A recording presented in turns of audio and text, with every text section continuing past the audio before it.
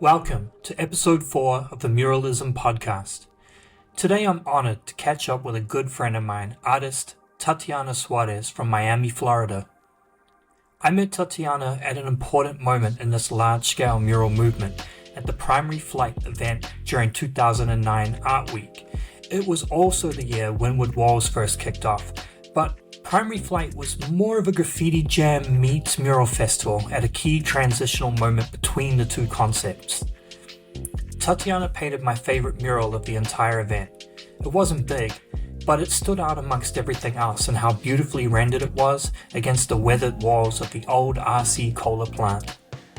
We began our journey into large murals at the same time, and over the years we collaborated and often found ourselves on festival lineups together, along with many other artists now considered mainstays of the scene. I really enjoyed this catch-up with Tatiana. We talked about her beginnings, her journey, and navigating parenthood alongside an art career, another thing we have in common. Tatiana, how are you? Hey, I'm good. How are you? Good, thanks for joining me today. Yeah, thanks for having me. So, I guess the logical place to start this conversation is to give a little bit of background, like to, your beginnings and all of this in art. I can pick up from where I met you, but I'd love to know about how you got there. Yeah. So like most of us, I've been interested in art since I was like a little kid for as long as I can remember. Art was always my favorite subject in school. It was the only one that I would look forward to. But my dad was also an artist when he was a teenager. He never pursued a career in it, but growing up around the house, he had kept a lot of his like sketchbooks and stuff from when he was in El Salvador, and I would often like go through them. And then sometimes I guess when he'd feel inspired or had time, he would like go through a phase where he was just kind of creating art like in the bathtub and like these ink drawings and stuff like that. So that always inspired me, like that I had that in my like I felt like I had that in my blood. Like one of his biggest inspirations was Salvador Dali. So he had all these like Salvador Dali art books, and I was always flipping through them at a young age. Do you think that had an impact? Like, because when you say that, now I kind of can draw a visual connection, like that there is a surrealist aspect to your work. I think so. Like a lot of his work had that like chunks of mass like hanging on little strings and like headless figures and stuff like that. And so I just painted. My mom, like growing up, sometimes would enroll me in like private art classes after school, so I like stuck to that. Never really went to an art school. I'm not sure if I regret it or not. It had to do with like an ex-boyfriend in high school who didn't want me to leave like Miami. Oh, you're kidding? Okay, hang on. Yeah. I didn't know this story. This is very interesting. So you considered applying for art school, and then... I mean, in Miami, I don't think there was an art school at the time, but the closest thing was Ringling in like the Tampa, St. Pete area. But it was something that I was kind of considering pursuing because, like I said, it was the only thing that, I was interested in school. It's the only thing that I did well in. It was either that or like working with animals. But yeah, at the time I was dating this guy, and he just was very... He put his foot down about it and said no? A lot of things, but that was one of the things, like, I don't want you to leave for school. And I was like, okay, I'm in love. And I ended up staying, and then that ended. For a while, I kind of started to doubt if I would be able to hold a career in like the fine arts.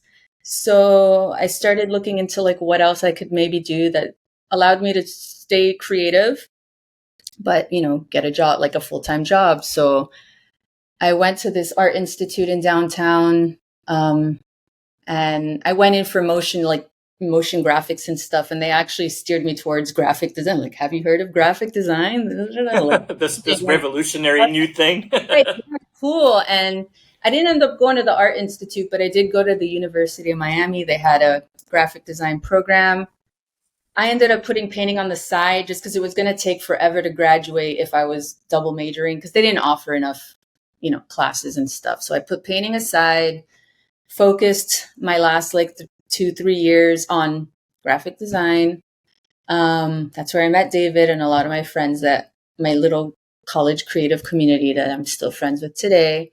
And it wasn't until like senior year there where we were taking a class called Issues in Art Making, where the professor was like this critic for the Miami New Times or something.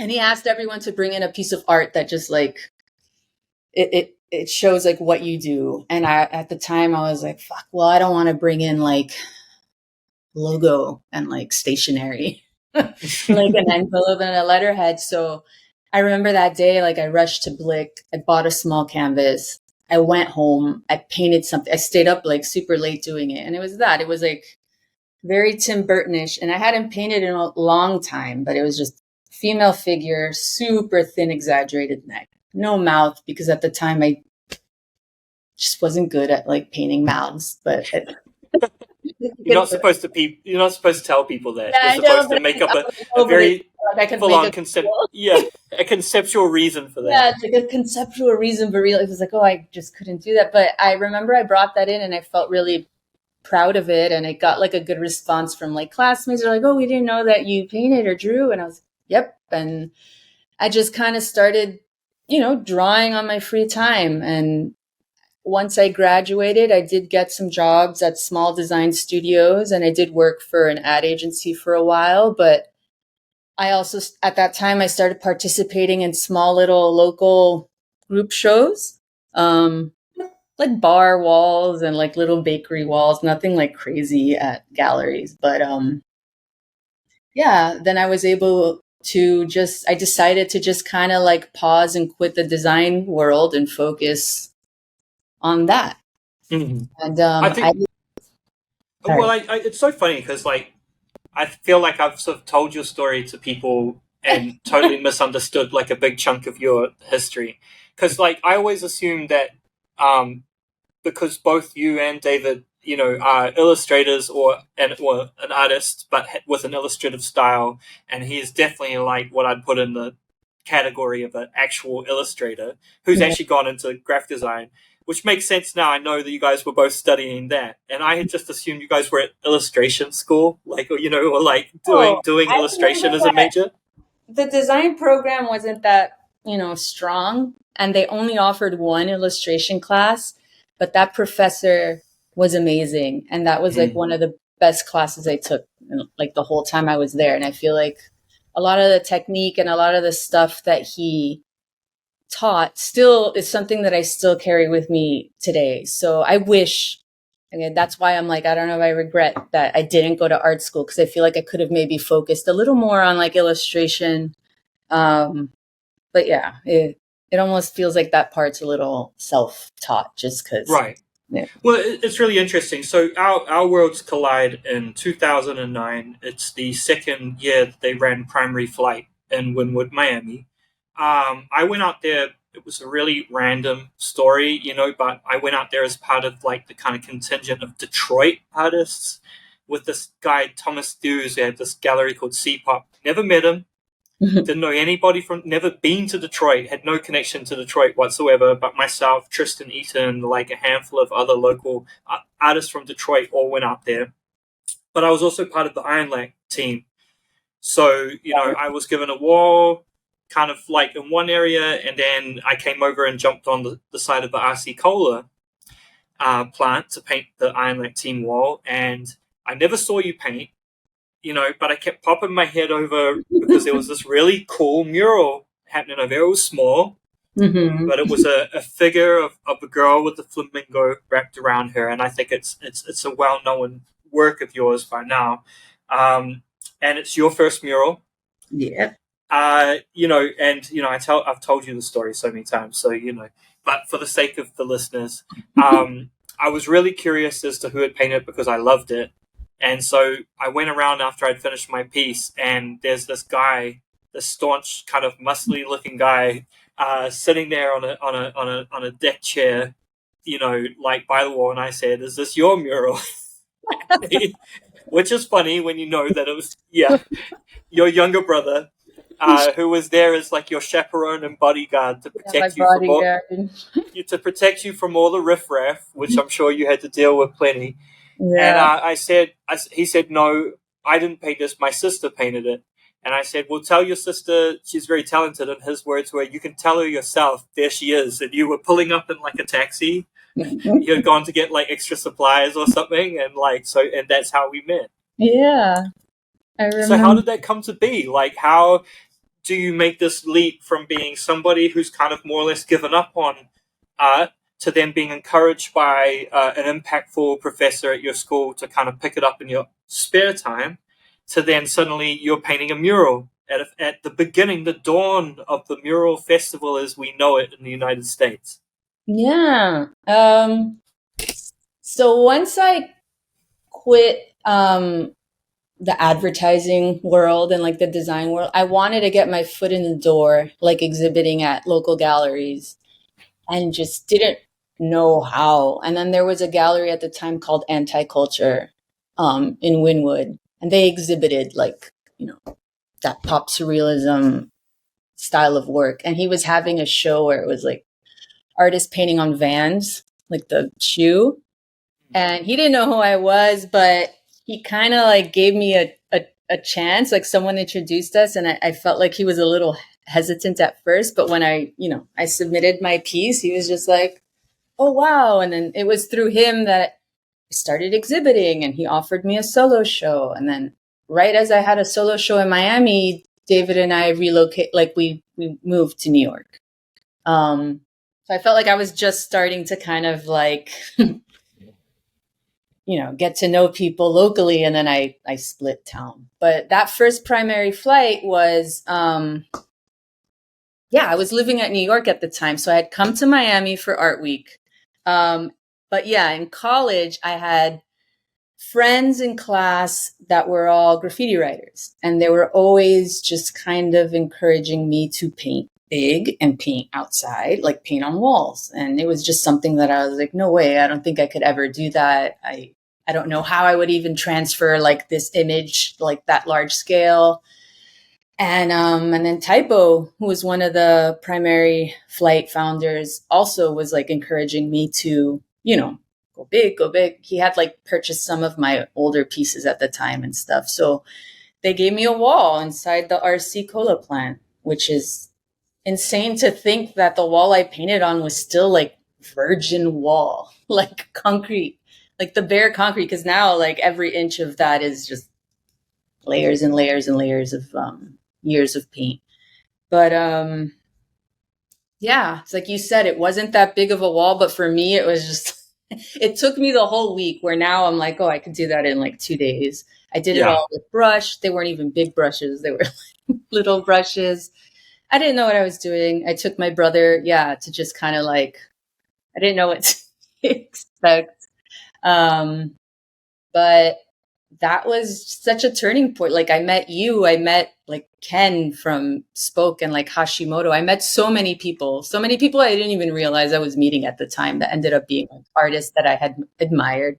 Like I think Jeff Soto was like painting in there too. But yeah, my start was the primary flight guys. I mean, it's interesting because, I feel like when we first spoke, I probably came from the perspective to you of like somebody that was very established in the game, which is funny. I had a long history already in graffiti, but I was also right at the very beginning of my mural painting journey. I mean, I would count that in like probably a small handful of instances where I arrived and someone just trusted me with a lift, gave me a big wall, and just said, "Do your thing," And if you look at what I painted, I mean, I just painted very large graffiti as opposed to sort of medium to small size graffiti. So, I hadn't really kind of stepped away from that side of my persona. And, when I think about that, the truth of the matter is that you and I are on a very similar kind of, we began this journey together in many ways, like we're part of a group of peers that all kind of met in a very short space of time. And then fast forward, we're on all these like festival dates together, hanging out, and like for the most part, like I mean, there's been like a lot of changes, like the lineups change or whatever, but there's a number of people that we kind of, when you look back, we've all been together on this road together for a long time, right? Yeah, that's pretty crazy to think of. And also just, yeah, it's like you said. And then back then, people just trusting us with like, here's a lift and here's paint and here's a wall. Like to think that when we started, you were still able to do that. And now it's changed so much. Oh, Like, yeah. within a year, because we came back the following year. Well, that's when we started it. And now there's just all these. Yeah. I mean, you knew it wasn't going to be like that forever. I mean, we came back the following year in 2010. Remember, I came with 14 that was already, friends. It was a circus already, Yeah. I think it's interesting, though. That was already a weird year where I was painting a wall that was curated by Primary Flight, but then like halfway through the wall, the owner showed up, started yelling at me, like, who gave you permission to paint on my wall? Pops. And like, that was already the beginning of like, yeah, a circus. Like it just got too much for them to handle. People, it was easy to fly to Miami from anywhere and just, grab your own wall. And the brands had entered the equation too. There was like, I remember, I sort of have a vague memory of you possibly doing something for Levi's or something. It was like, or a collective of like women artists. Yeah, what's that? That was the project, but it was. It was? But they hadn't got the wall signed off properly? Told us about it, and like it was. Yeah. It was kind of a disaster, but wow. Yeah, that's when like brands and stuff like that started kind of getting involved. Yeah. It feels like I mean, I feel like Primary Flight and then kind of like all of the activity in Wynwood more broadly kind of like set the stage for, this kind of like global phenomenon, where it went from being like, my experience growing up was graffiti jams. Like they were happening, but very rare to see people on lifts or working at scale, and we fast forward a few years and it becomes the norm. And it's a sort of unprecedented time in the sense that, probably millions of murals have been painted over like a sort of 10 to 15 year period globally. There's probably no other time in human history that this has happened quite on the scale.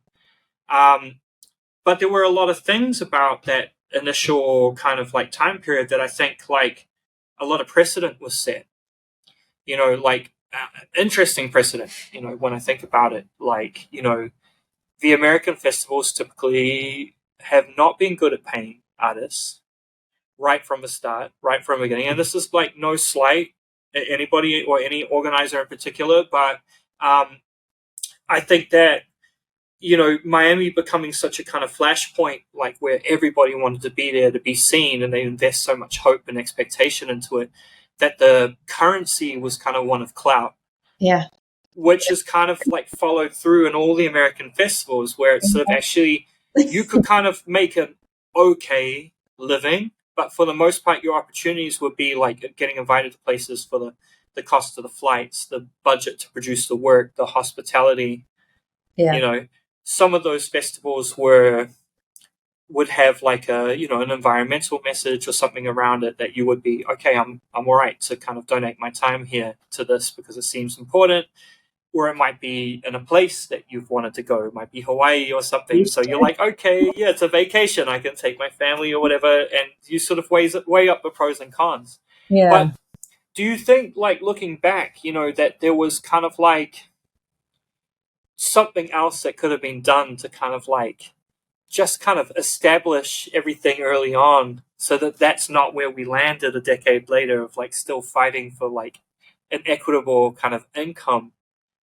Like for in doing Miami or these festivals? I mean, I think it all starts with Miami. Miami. I really do. I don't know. I mean, it's like what I said before, like it's Miami. It's in the States compared to like, Hawaii, for example, or anything like that. Like I know people do, but it's much easier to like fly down to Miami to like crash an art fair than it is to like fly over there and stuff like that. And I feel like that's what happened with Primary Flight was like the first 2 years, it was still kind of like they were trying to curate it, where they were the ones like, I mean, I don't know, I'm local. Like they didn't pay for me to come down from New York, but I don't know what the situation was with some of the artists. But then it just kind of like they lost control. And like at the end of the festival, like all the graffiti artists that would start going and like tagging all the businesses, like they were the ones getting blamed, and they were the ones having to like pay for, like buffing and painting or any damages that were done. And it just kind of like, it's almost like they didn't want to be responsible for what happened. So I don't know how like payment of artists to do like, I don't know. I don't think Well, it's, I mean, to be fair, organizing a festival is complicated and expensive, and actually organizing, because I work organizing and handling the production and logistics on murals every day, and one project can turn into a 6-month ordeal, coordinating every aspect of it. So think about multiplying that by, like sometimes 20 to 100 artists, and having to kind of like have the infrastructure and systems in place to kind of deal with that. Wow. To be able to kind of pay everybody else behind the scenes for their time as well, but also make it equitable for the artists. And like this is the big dilemma with the festival. Like, the festival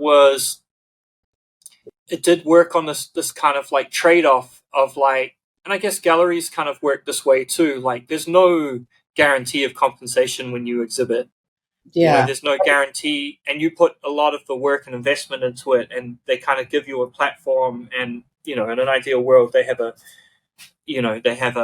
mailing list, and they have a solid bunch of collectors that come and get behind and trust their judgments, whatever. The festival became something like that, an opportunity for artists to kind of show what they do, usually on their own terms. Build a folio.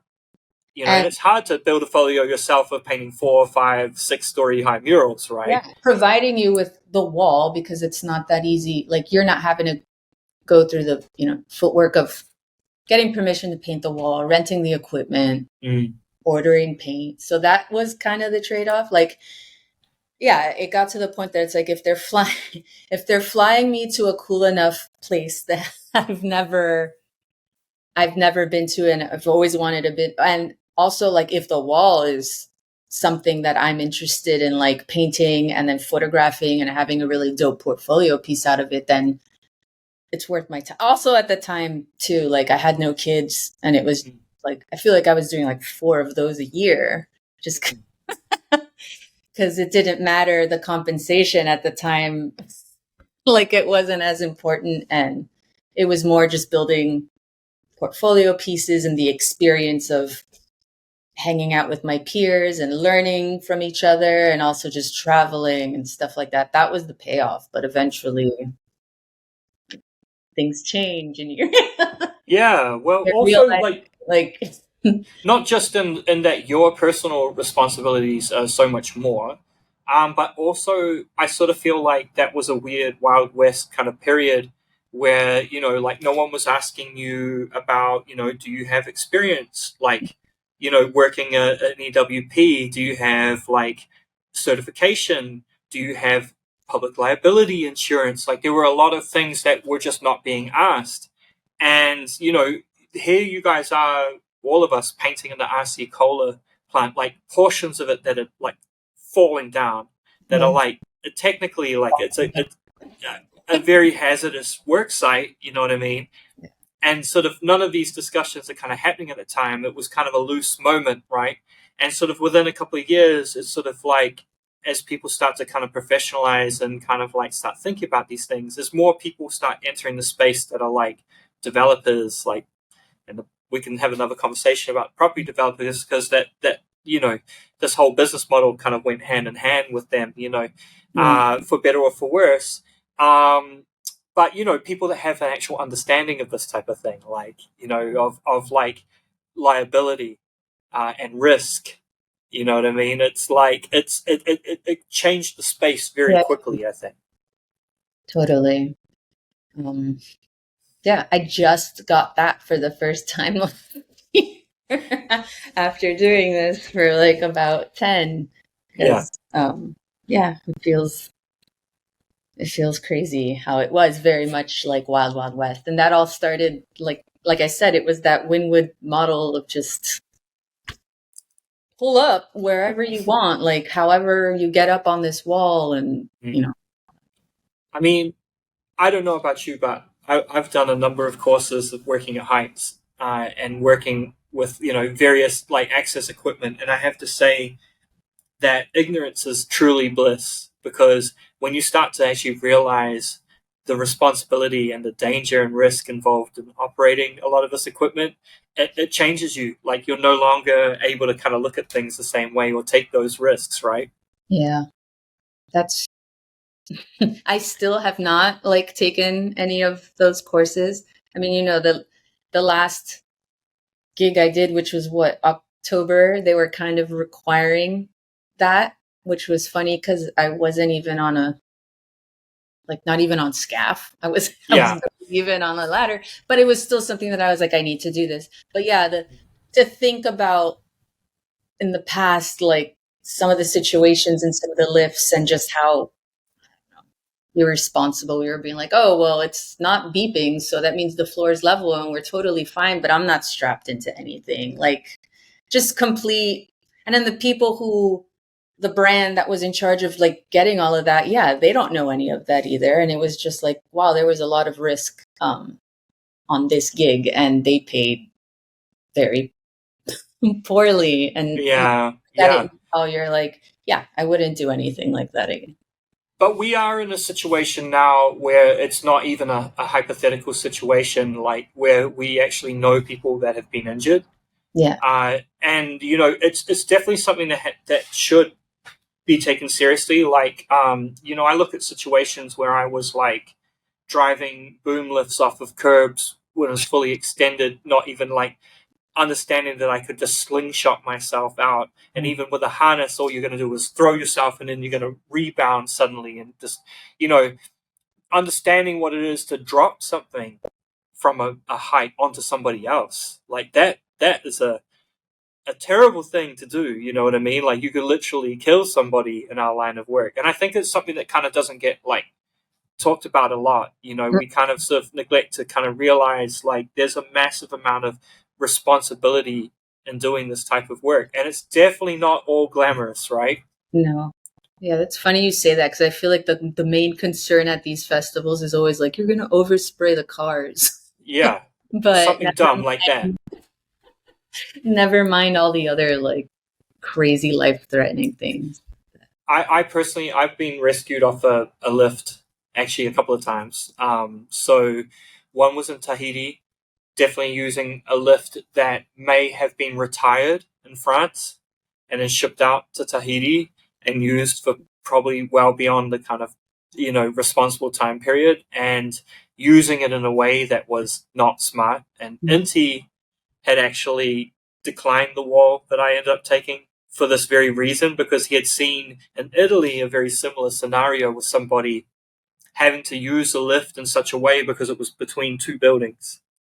So you got like a 2-story building and a 6-story building, and they're like just got a driveway between them, and you're working. You have to kind of extend the arm more or less vertically and kind of move side to side this way. And we managed to pinch the hydraulic cable, and then the alarm went off and it was frozen, stuck 6 stories up. Then the alarm stops going, so I think, oh great, and then put my foot on the pedal and go to turn the little joystick and forget that it actually had a self-leveling function that then self-leveled and not just pinched the hydraulic cable but broke it. So then hydraulic fluid was coming out and the alarm's going off and we're stuck X amount of stories up, and the guys from the hire company were called and they got there very quickly, but then the manual override also wasn't working. And just sitting up there, and psychologically you're kind of thinking of everything that can go wrong at this point. Like, yeah, are we going to do like a parkour move as it loses its tension and kind of comes down, and we going to leap and kind of do a forward roll, an elegant or are we just going to break our legs, or are we going to die, I And saw that when I painted with you in New York on that ladder. on the letter, once I again, was like, okay, if I fall, like, how should I try to position myself where I would like break the least amount of bone? I feel like that's a good story to tell too, because I feel like that was a really interesting moment. Like I think back and I think about how resistant graffiti people were to the idea of anyone painting with brush. And I Uh, also think about how like few women were operating in that space at that time, like, and how you kind of won over all these sort of hardened old New York graffiti guys by essentially, they're all painting at ground level and people feel tired at the end of the day from painting, but you were like more or less on a fully extended A-frame ladder, like extended to full height, right up on the second to top rung, painting with a brush. time I ever painted anything like that, so I wasn't very confident in what I was doing. Yeah, that was extreme. I felt like I got hit by a truck the next day. Like Did you physically. feel like, though, that the level of acceptance that, like, because I feel like at the beginning of the day, people were like almost a little like thought it was strange for me to invite a person that paints Yeah, with I mean, brush I to was come. so nervous just because that's just my nature. Just always like stressed out and nervous. Except many factors. Like this was the Bronx. I was living in Brooklyn. I had never, like, it was all new to me. I didn't know what materials to take, how I should take it, because my first wall before that was Miami, and I was still figuring it out. And just how am I going to get to the Bronx? And I think my cab got like pulled over on the way there, and then carrying the material, like I got these like gallon buckets. I didn't need gallon at the time, but I didn't know, like carrying it all the way from the street to here. And then I was nervous. I didn't pick up on that energy. You're the one like telling the story. Now I hear it and it's like, oh, they were a little like hesitant. I felt like everyone for the most part was pretty chill, but behind the scenes, I guess they were hesitant. But yeah, towards the end, I totally did feel like just acceptance and gratitude. And I forgot who it was that like rode home with us. But yeah, he was super cool about it and telling me like what a good job I did. And I was just like, huh, not bad. And you made like a really cool video out of it. And I remember at the time, like I was seeing that like, like Revoke posted it and like mentioned me. And to me, I was like, oh wow, like I'm being accepted into like the graffiti realm. I feel like the graffiti people kind of accepted you first off the back of that. I think you It's were funny. embraced. Like you said, we were in the beginning of all of this. So yeah, in the beginning I was getting a lot of hate for using, usually from men. Apologize, there's an Amtrak train going past. It makes a cameo. Either Freight or Amtrak makes a cameo every single episode. I've had a rooster living in the tree in my front yard. I hear him every morning. I was like, okay, well it's afternoon, he's gone. But if it You, was the you've morning, got the rooster and I've got the train line. I was like, pardon this. But How very Miami and how very Portland. Like, yeah. And he's on, it's not just any tree, it's a lychee tree. It's like a fruit tree. he's got good taste in fruit. Yeah, he's annoying. Anyway, I'm sorry. It was very distracting, but yeah, No, continue. yeah, but I would get a lot of shit from like male graffiti writers about my speed and like how long it was taking me to get a character up and like I shouldn't be using brush and I should be using this and blah blah blah. And I even got it from a couple girls, but it's funny how the whole scene kind of blew up and now I I don't know, do people still talk shit about people using brush? I don't think it matters now as long as you get it on the wall. But I did get Yeah, to experience like a little bit. I um, think, like, in all honesty, I mean, I'm obviously part of MSK, and that crew has kind of blurred those lines, like, from much earlier than a lot of people. In LA, I think the use of kind of bucket paint and brush and rollers and things was kind of integrated. So both like crews like MSK and also LTS, sort of quite into that. But I think, certainly on the East Coast of America, it was still sort of seen as a taboo, like a kind of a no-no or something, and that everything should be done in spray paint. Which reminds me that because I wrote an email to you, like after meeting you with my advice for what I thought you should do. Like, and I think one of the things I said to you was like, don't stop painting in spray Yeah, paint. that was one of your things. It was like to go really big and like to keep away, like, yeah, not Yeah, spray. don't. It's so funny. I like. It was a weird piece of advice to give. Maybe it was a good piece of advice, but I just thought what you achieved with brush was amazing. And something that I've seen a lot when people go to spray paint from being a really like kind of accomplished painter and brush is a kind of they have to regress for a period of time. And I think that was my motivation in saying it was like don't go through the regression because people are paying attention to you now and what Yeah. you're doing, and like you should only kind of just get better. You shouldn't go through a period of going backwards and struggling to use this medium. I probably could have articulated that. It's just so funny that I was like felt compelled to give this advice, but I did. I sort of thought, man, I mean, I came away from that mural that you did in Miami really honestly feeling like I was seeing something very fresh and very different.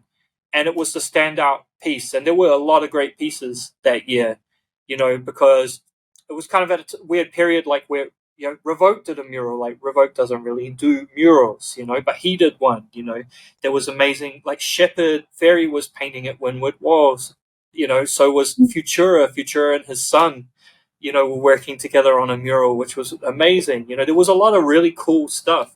But I came away the most impacted by what you painted. Like, I liked it the best. No, It just that- it said to me that you didn't have to, that bigger isn't always necessarily better. yeah. That you just work to the best of your ability to whatever scale you're working, and you push through, you refine it, and you do the best work that you can. And then I think that's what you did, and it just had a point of difference. It felt refreshing in that space. Thank you. It's funny because I would try to incorporate, like after that, I kept it all brushed because that's what I knew. And at the time, I mean, it goes back to the topic of like the payoff for the murals was that they would even like provide me with a wall because I only was at the beginning, I was only painting one mural a year and it was always art week because I knew that I could get something. But then it was like I'd get hit with this wave of like, I didn't like practice like throughout the year. I haven't like gained or learned anything new. So I'm approaching this and it felt like for the first time. And so I didn't know what I was doing with materials because in the studio it's oil paints and it's the scales like completely different. So I feel like it was like the Pangea Seed Isla Mujeres wall, which I think was 2014, and that was a pretty. I think that was like the biggest, my first like really big wall, and I remember being so nervous before going and trying to get like the exact measurements from Trey if he could because this is like he's based in Hawaii and this is a building in Mexico and just trying to like visualize like how big this would be and like I can't project it, so how would I grid this out? And I was still kind of new to the gridding system, just trying, like so nervous, like how am I going to do this? Mostly bucket paint, but I did order some spray paint. But I remember like at the beginning, to me, spray paint was just like, I didn't realize there's so many different techniques to get like just different textures and like just the thickness and stuff. So I look back at those pieces, and the same goes for like a really big one I did here in Hollywood, Florida. The way it's like faded over time. I know you really can't control the way it starts looking, but I kind of hate that I used spray paint on those walls because I wasn't. It's that it was kind of like a regression because all I was doing was like, oh, this is what's needed on like murals, and then it wasn't until I collaborated with Lauren in we did a collab, Lauren and Caratos in San Francisco, where they were trying to teach me, but it just wasn't registering. And it wasn't until we did a powwow where she was, oh, you hold it like this, you could get like the airbrushy effect. And that's when it all just kind of turned around. And it's funny you say that because I felt like as an oil painter who's all about rendering the work and giving it dimension, and the colors for me in oil paints are so much deeper and purer than like using acrylic. And I felt like when I would use bucket paint, something about it always looked very toned down, like I would lose the depth of the colors. And with spray paint, I was able to like achieve that again. So to me, using aerosol was a way to render, like it looked the closest to my studio work. But I've also reached a point like what you're saying where I want to go back to the brush. I just haven't, you know, between being a mother and then like the pandemic and all of that, I haven't had practice with like large scale, but that is something that I've been wanting to do, is find a way to incorporate both, but like minimal spray paint. I tried doing that at a powwow in Long Beach. I ended up, my paint order was like mostly bucket paint. And as soon as I started that, I was like, well, what do I do? I'm so accustomed to that. So, and I didn't order enough spray paint. So they had to take me to like local, like it was kind of nightmarish, but I do want to like get back to just like brushwork, looser. I mean, I feel like for me personally, a big revelation was being on this project in Port Adelaide and painting, like, it was more or less like, it worked out to a roughly 11-story high building. On one side, myself and little Elliot Francis Stewart were painting one side, and Sana and Bez from Poland were painting the opposite side of the same building. This is when I met Lisa King the first time, because she was assisting them. Like, it was a really amazing thing. That whole experience was really cool. But learning the way that they would order their paint to be prepared for any situation, especially when they weren't entirely fixed on a design just yet. And this completely changed my entire approach, which was they were using a process of working with like just ordering a bulk of CMYK, more or less, like 4 colors, and that's how they achieve it. Of course, I've gone more in the direction of like getting like my primaries and black and white. And then kind of like if I have an idea for a couple of louder colors that can't be achieved that way, because obviously most colors can be achieved. You'd be surprised like that way. But paints are weird, right? You know, like you think that you can achieve certain things with the right kind of, mix of things, but the bases and all of that sort of stuff are also a factor with like, house acrylic and that. So you can't get everything. But for the most part, you can. Now, the setup is so much slower. Yeah, because you have to... which is really kind of hard when you're in a festival situation where you just see all these people just roaring into their murals, and you spend an entire day mixing, like hand mixing colors. But I watched these guys hand mix just about every color that they used. It suited what they were doing at the time, which was, I think, a lot of their stuff looked desaturated. Like it had a pastel kind of like quality to it. Those colors are all really, really easy to achieve. But, like I've had a lot of success in kind of getting most colors. The murals definitely hold up a lot longer. Yeah, that's why I want to get back to that. I think especially with the technique of this, I still haven't really mastered that, where it starts kind of dusting and dusting and dusting, and that doesn't hold up after a while.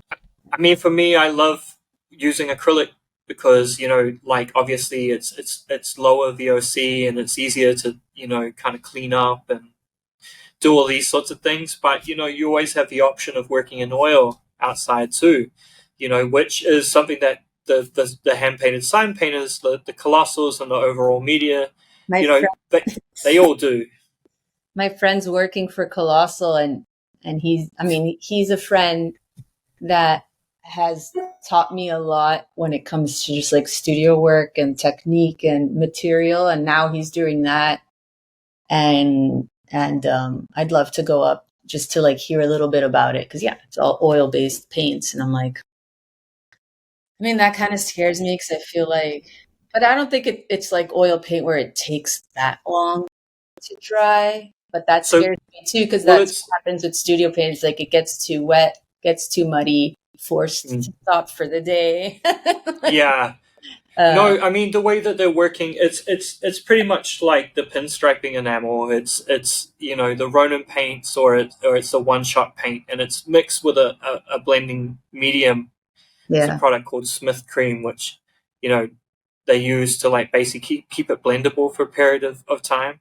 It's not like wet for days like studio oil. It's wet Yeah. for a matter of hours, but you can rework things and kind of improve things as you go, which is is super important.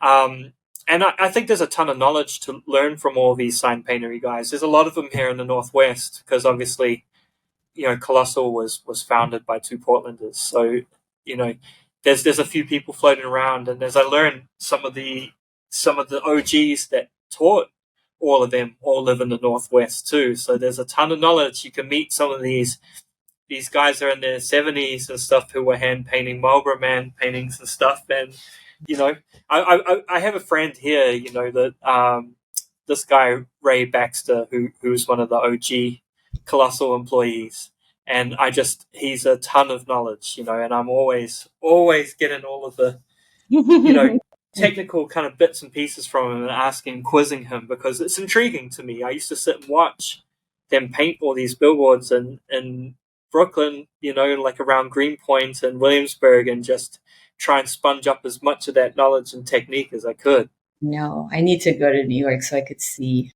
I mean, that's the cool thing too about the festivals is just like seeing people's technique. Because you say that, and I'm like, oh yeah, I did one in the Dominican Republic that Evoca kind of curated, and it was the first time that the roster was not like the usual suspects. It was actually a lot of people that come from like a fine art background, like Spain, and same. It wasn't easy to get spray paint and stuff. I think they even had like an order that was supposed to be shipped there and it just never arrived.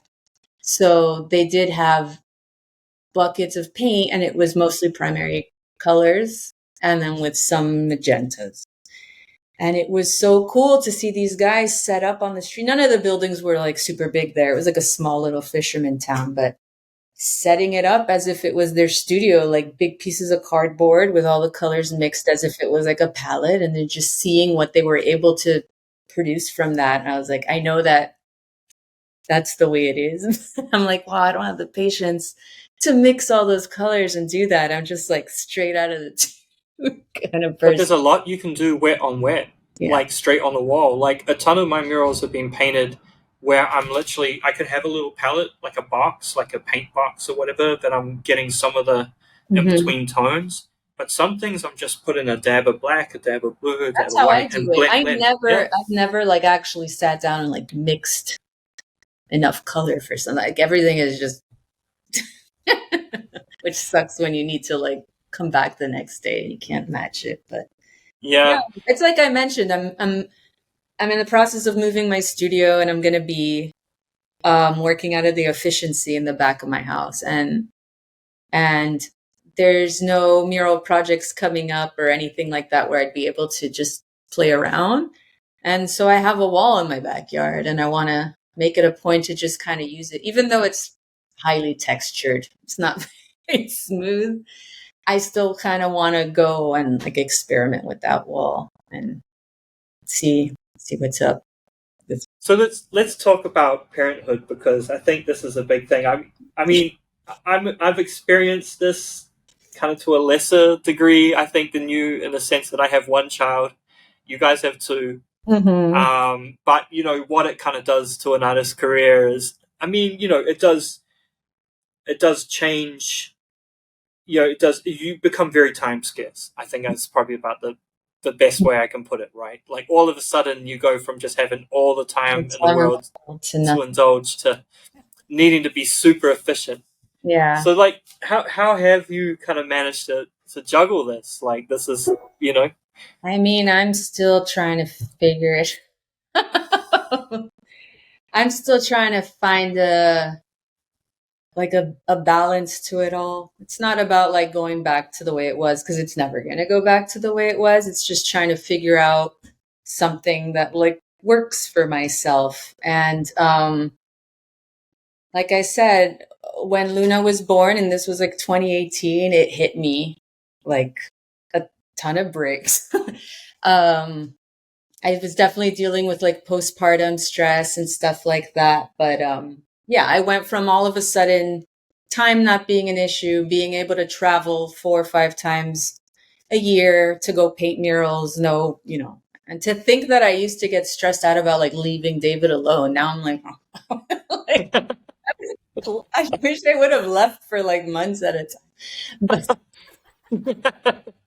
I did that once and I felt so guilty. And I was like, oh, I'd never be able to do that with like kids. But I definitely got hit with like postpartum, and there were all these feelings of like, I'm never going to be able to travel to paint again. And like, life's going to just never be the same again, which is the truth. But I like rookie mom mistake. I like accepted like 4 or 5 group shows, and that was like insanely stupid because I didn't have time. Like I didn't have time.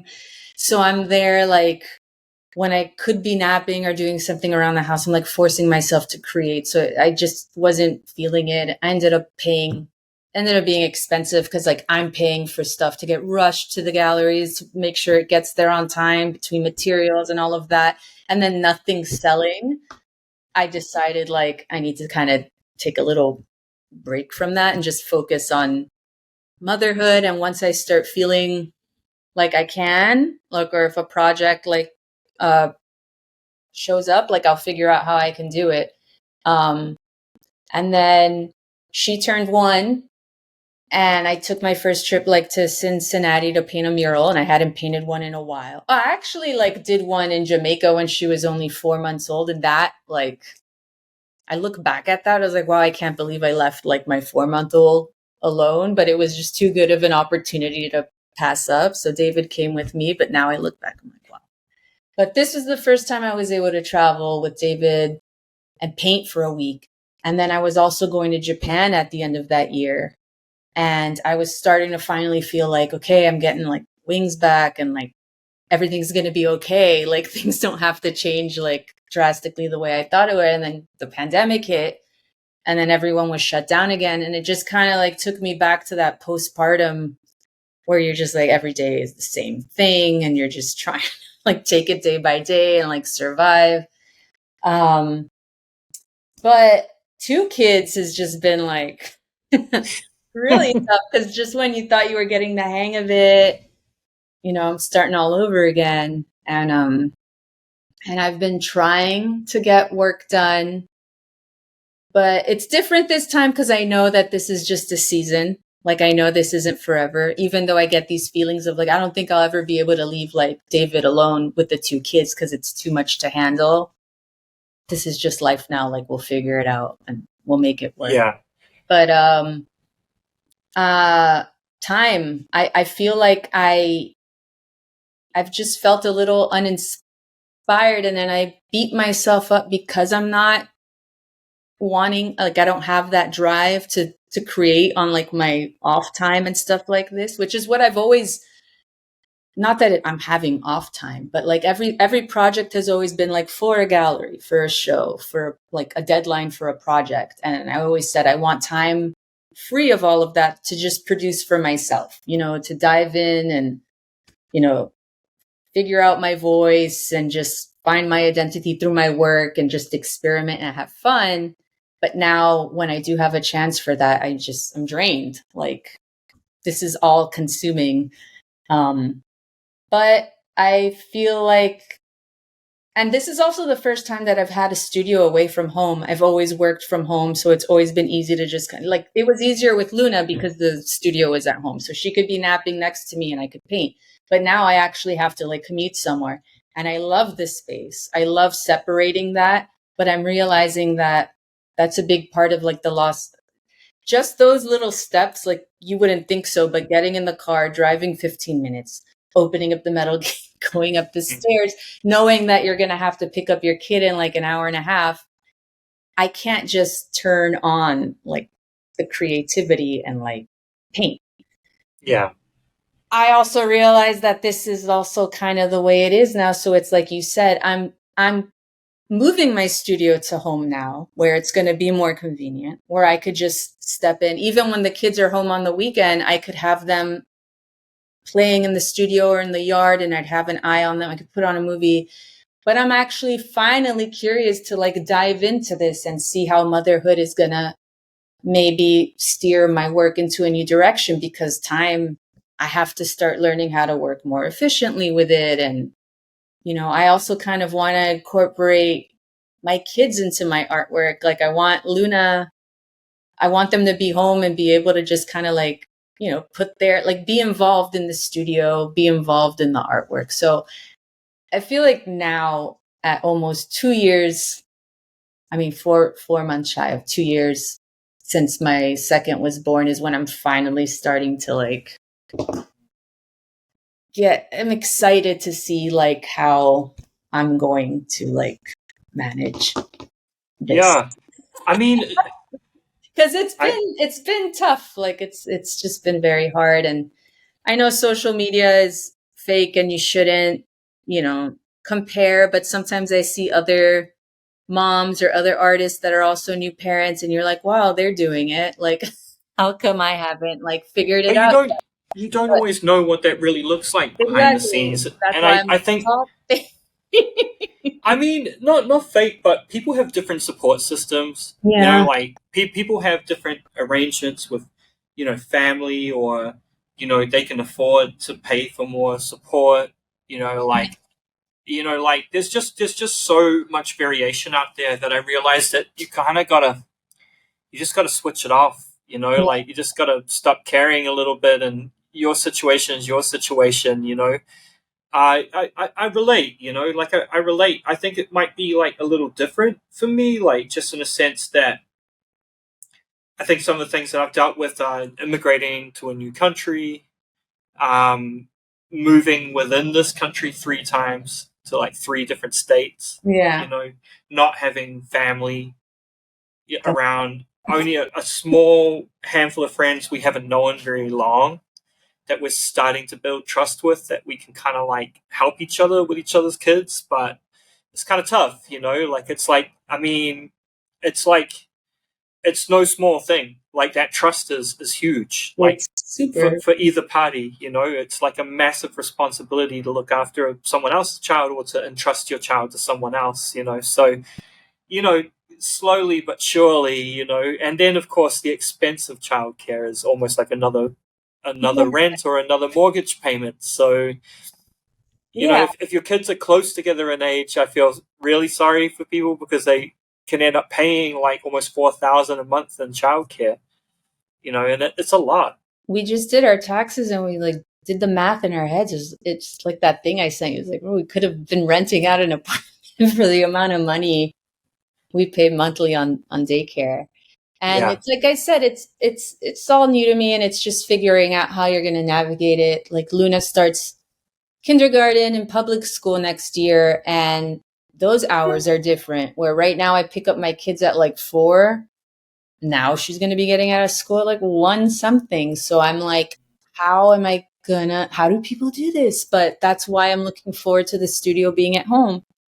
And it's funny because people are always like, is she into the arts? Like, having an artist mom, is she interested in painting? And not, I've always said not really. Like, we did some collaboration pieces when pandemic started, and that was fun. But she's always just been a scribbler. Nothing wrong with that. But she seems to be more into music and performing. And I was like, that's definitely her thing. But lately, for the first time, she is starting to draw like figures. And I feel like she's very insecure. Like, if she doesn't know how to draw it, she doesn't even want to try it, which I'm like, no, I'd like to see you try. Like, what a bird looks like. Try to, she won't do it. Like, it's almost like if it doesn't look like a bird, she doesn't want to mess up or something. But she's starting to finally do that, and that has me really excited. And I've shared some of her before it would just all become a muddy mess, but now, these abstract shapes and how she's like blocking in color and the mark making, which is something I've always kind of wanted to dive into, but I feel like I have a hard time just like letting go. I'm very excited about studio being at home and having like the kids around, and they're just kind of like surrendering to the control and letting them go crazy, and seeing how I can work off of that. And It's kind of I'm a beautiful excited. I'm moment. like, Like, oh, weird. I'm like in a limbo where I'm not being productive or creative, but I know it's all going to start happening soon. And I mean, like I've been working on projects for a year, but I can't share anything. I'm just like, but I feel something like, I feel like a page turning, like something's going to happen soon. And I can't wait to just start painting. Yeah, I kind of had a big kind of introspective moment, kind of just thinking about what was really important creatively and getting a sense that what I really needed to reconnect with was the joy, like just the joyfulness and the playfulness of it. Like, not feeling that everything that I do has to be like groundbreaking or a massive kind of like change or highly technical. Because I've always had a tendency to like severely like overcomplicate everything, like because I sort of got a reputation for being like very technical, and everything, but I was just about killing myself painting these things, and by the time I tried to interpret any of this work out of mural form and into the studio, I mean, they just were not fun. Yeah. It's like, I just really, my daughter reminded me of that too. She has an easel here at the studio. She puts her little apron on. She woke up on Saturday morning and she said, I want to go to my studio. Nice. It's like, all right. And it kind of is. When we get here, there's not much of me painting. I mean, obviously my daughter is closer to Leo's age, than Luna's, but there's not a lot. I become an artist assistant basically. Yeah. And the scary thing is I think my daughter may be a better painter than me at this point. Like, there's something so familiar about her sense of color and form. Like, people have a look at her paintings and they're like, you guys kind of paint eerily the same. Like, it's so strange, but she's just so much more free. Like, I'll be working on something and she comes up and she's like, I don't like that, and just paints on my painting. So I'm just like, all right, 2.5, and like already like schooling me. Yeah, that's what I'm looking forward to that, because it's gotten to the point where I had a nanny before I put Leo in daycare, but it's like what you said, it was very hard to trust. Like, she would come to my house so I could go work, but I found myself not rarely going to the studio because I'm still like micromanaging like what she's like there still wasn't trust. And then I realized like I'm spending a lot of money on someone and I'm still not able to, go and do my stuff. But when I do get to the studio, there are those little bits of like, yes, I remember why I do this. I love this. This is awesome. But same as you, like I get all caught up on rendering things and it doesn't become enjoyable, and I'm not very happy with the end product. And I see that with Luna. And so that's what it's got, like social media got to the point too, where I get anxious and like nervous and scared about like sharing certain things because you don't think it's good. And I don't want that anymore either. I want to I'm creating this for me and trying some stuff and I'm having fun with it. And there's a time I would have said that being on Instagram was kind of like a very necessary part of having an artist career. There was definitely a period of time, and I think it was a small period of time, probably about a decade ago, where it was actually like worth it. And now I think it's almost the most distracting and negative place for a lot of artists to be with any type of, real.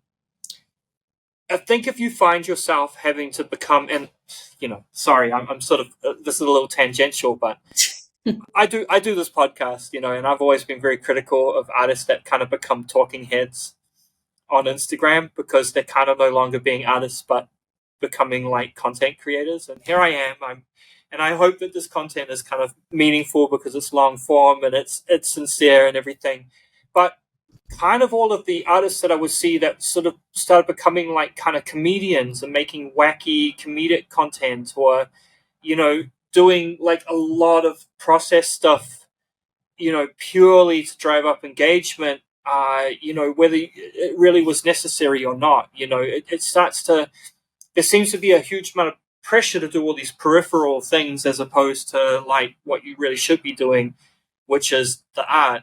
Yeah. My fear is that as artists are sort of becoming these sort of self-contained solo businesses that are in charge of kind of controlling and working every aspect of their career, that I'm seeing a lot of the kind of industries that are in support of artists really suffer as well. I think that I've seen a real visible change in how the gallery and artist relationship works in a social media, kind of like a post-social media environment. See a big difference in kind of even how the agent to artist relationship sort of works in this era. And I think it's concerning. I think that it's very easy. Like at the beginning of kind of social media, I was kind of like, great, I don't need a gallery. I don't need this and that. Yeah. And it's like, actually, it's really great having all these supporting industries all working together.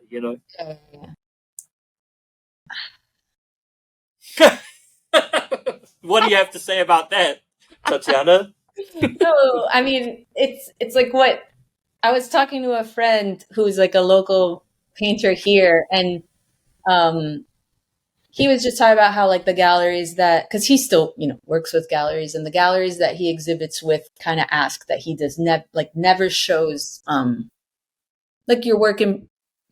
You could like show a work in progress or like hint it, but they ask that the artists don't show like a final piece, because I guess it takes away from showing up, even if you're not like from there, it just takes away from it, right? And I agree. I feel like with social media, we've almost become jaded just because of all this like information, and like even when you see like talented people like showing their work, I'm almost like sick of it. It just seems like they're constantly like producing, and it just kind of takes away from it. So I almost, it's like what you said, like I'll start a piece and then like kick myself, because I was like, oh, was I supposed to be recording like the process of this to like create a reel so I could post a reel, so like I could feed the algorithm to see, because I've been more active on my private account where I'm just posting like my family and my kids, and I barely touch the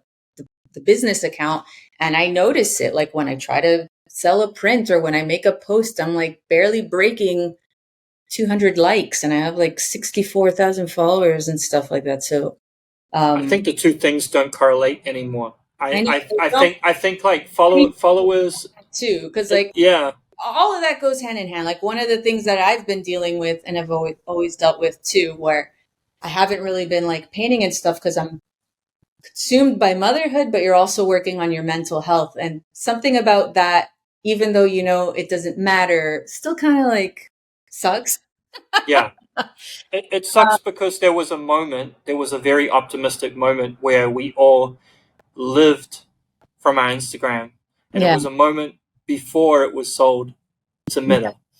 But it's like, That it worked because that was a time where it did work very, very organically. yeah, Your reach was your reach. Things were chronological. yeah, And like I understand, like I appreciate kind of what goes on behind the scenes somewhat at these platforms, because they're trying new things all the time. You know what I mean? They're constantly evolving and changing their product. And I don't believe that it's kind of like completely all cynical and bad faith. Like I think that there's a genuine want for them to kind of crack the formula that really kind of works and is the happy medium of all things. It makes them money. It makes, the people on there money. But, the reality is that you have to do so much to achieve that now, that I wonder if it's really kind of worthwhile, because it's distracting from doing good work. that's what I mean. It distracts from the work. It takes, like, when I realized that I didn't document like the beginning stages of something, I was like, that's so sad and pathetic to like think about that, because concern is just creating to create. But I'm realizing, and then that fear now, like I remember when it was just organic, and it was to connect and it was to share, but now it's all about like selling. And I've never had that fear, anxiety of like sharing something because the likes were gonna determine whether it was like good or not. And I was talking to my friend about it. It's like I follow so many like content creators and influencers too. And I was like, I don't think I'll ever be like that. But now with my studio in my house and a mother of like young children and trying to like balance that with like as a working artist is like, what if that's like my content? And it's like what you Right. said, like it's meaningful. Maybe it like helps other moms and just kind of like they connect with that. At the end of the day, I still can't do that because I like think I it's think I real. think letting people that far into your life kind of comes at a price too, you Yeah, know. And I think a lot of people kind of weigh this up and sort of work out if this is really for them or not, you know. yeah. I think sort of But ultimately it's just we've all just got to get back to making art, you know, just really just making the art first. I follow a handful of like local artists that I admire that I was like, man, they're never posting like on Mm, social media. I mean, I don't know if that hurts them or not, like if it stops them from getting like work, but I like that because then when they do post something, you're like, oh, like I have, it's like what I said about certain people that are just constantly posting what they're creating. And you're just like, I'm tired. I'm tired of yeah. seeing this person's work. And then someone that hasn't been active and then they post something and it's just like, wow, what a breath of fresh air. Like I haven't seen your work in a while because it's not like polluting my stream. And yeah, I've always valued bodies of work though. Like that's me personally. Like I value an artist that goes away and makes a considered body of work. As an exhibiting artist, you know, I've had 10 solo exhibitions in my life. Every single one, not every single one, maybe 7 out of those 10, you know, they were actually like, you know, a cohesive body. Like it was like these paintings were a series, or they were related, or they were discussing something, you know, they had some connection. They weren't just a bunch of individual works. And I think about Instagram kind of like, you know, like I love music analogies. So, you know, here's a few kind of relevant to this era. You know, when streaming became a thing, it became less about albums, it became more about the song that you like. People stopped listening to albums as bodies of work. They just downloaded the individual songs that they like. Quite yeah, often I talk to people of a certain generation and they might only know 1 or 2 songs from an album. yeah, And they've never sat and listened to the album from the very beginning to the very end. And I think that, you know, that's changed the way that also a lot of artists work, you know, that they are just thinking of in terms of individual songs. And, you know, for me personally, like I am an album guy. Like I still will put on an album and listen to it from start to finish because I want to hear it as it was intended, as the artist like put it out there. That means something to them. So the other part of this analogy is that my favorite musicians disappear for quite a long time. Sometimes they're 4 or 5 years between albums, you know. And when an album comes out, if it's a really good album, which it usually often is, because I love these artists, uh, it's not something that I just digest once, twice, you know, listen to it and throw it away and never listen to it again. If it's something that really cuts through and is meaningful, then that album carries with me for life. That yeah, becomes something I will listen to. So I will definitely go through a phase of listening to it every day on repeat. So then, like, it always been a regular thing to being something you might forget about for a while, and then you put it back on, and you're just like, yes, I just love this album as much as I did the first time, you know? yeah, And maybe more, you know, you listen to it on headphones in the dark, you know, like you listen to it in your car, you listen to it in your studio, you listen to it in all these different contexts, and it gets more meaning, you know. And I feel like we all need to get back to that, you know. I do. I think, like, you know, as artists, it's about really having a viewpoint and an idea and exploring something to its logical conclusion, you know, as far as you can, and then putting that out for other people to analyze, digest, you know, to intellectualize, to share, to hate, to love, and everything that comes with it. yeah. I agree. I like the album analogy. And that's what I've always like talked to David about. It's like now that I have the time and then I've just never been I feel like I've had like 3 solo shows and the last one was just a very kind of like weird I guess not even solo show. The last couple bodies of work that I've had to produce for like a gallery work just were really weird times in my life and I just felt like I was not able to do what I wanted to do, create what I wanted take the time to like, but it's that, and there's no rush, right? Like not for a show, but want to go, like I paint a lot of like flora and stuff like that. So it's like I want to go and like photograph my own things and just spend days at the botanical garden. And then I want to like sit down and do a little more research about like a lot of my work has always been inspired about my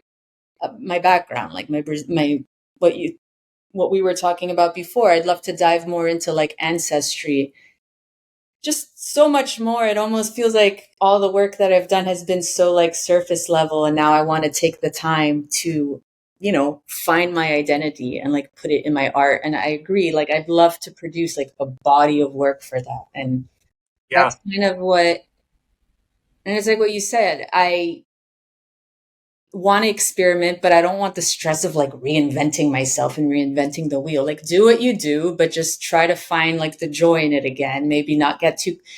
And that's what I said about the time and efficiency. I can't like afford to spend as much time as I used to on pieces just because of the kids and stuff like that. And so I'm curious But to see. sometimes that shift in process and that shift in kind of like your working parameters can yield something new. Yeah, that's what And I'm not curious being attached not at. being attached to the old Tatiana, like Yeah. the And I feel like like I've had my mind has, it's like I said, I've just been like consumed by motherhood, and that's, totally okay. That's what I signed up for, even though some days it's like completely exhausting. And there's been a lot of the like in like the internal battle of like losing identity and self and having to sacrifice career. But I come to terms that like this is my priority right now, as exhausting as it is. And every day they need you a little less. And like I read somewhere that it's like motherhood is long, and then it's lonely. So I also don't want to, I like I said, I'm trying to figure out the balance, but I'm curious to see like how how motherhood is present in my work. And maybe, yeah, it changes aesthetically. I don't know. We'll see. I'm curious about it. I'll come up with ideas and stuff lately, but nothing even sticks. I feel like my brain has just been like mom haze, mom fog. what's really funny is that you did do something recently, and it was a much more quick, illustrative style.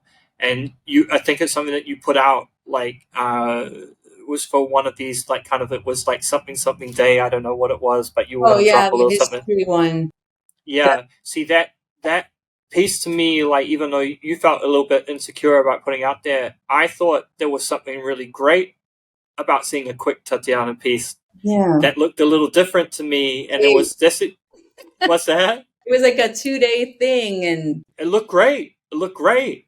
yeah. You know, I think the hard thing is if you get really like I did, really hung up on being extremely technical and making everything rendered. Yeah. Like hyper kind of rendered. It's like that. I feel like a lot of great artists reach a point where they kind of cut the fat. They strip a lot away and they lean into the kind of like sort of simplicity, and finding things that are much more sort of, what we say. It's sort of like it's a hierarchy, isn't it? It's like, you strip away what's unimportant and just push the most important aspects of it forward, like to kind of make a different type of statement. Yeah. I'm excited. Yeah. That's the like I'm I'm all sorts of like I want to move in already. I want to start, and then these days I'm just kind of like I'm not being productive and beating myself up about it, but it's fine. I should take this time to do research and study and read and Yeah, absolutely. Well, thank you so much for chatting to me today. I really appreciate it. It was a very honest and very open discussion about probably some of the more vulnerable aspects of what it is to be an artist in this day and age, and especially juggling life and responsibilities, children. And I really appreciate you opening up about that. yeah. Thank you for having me.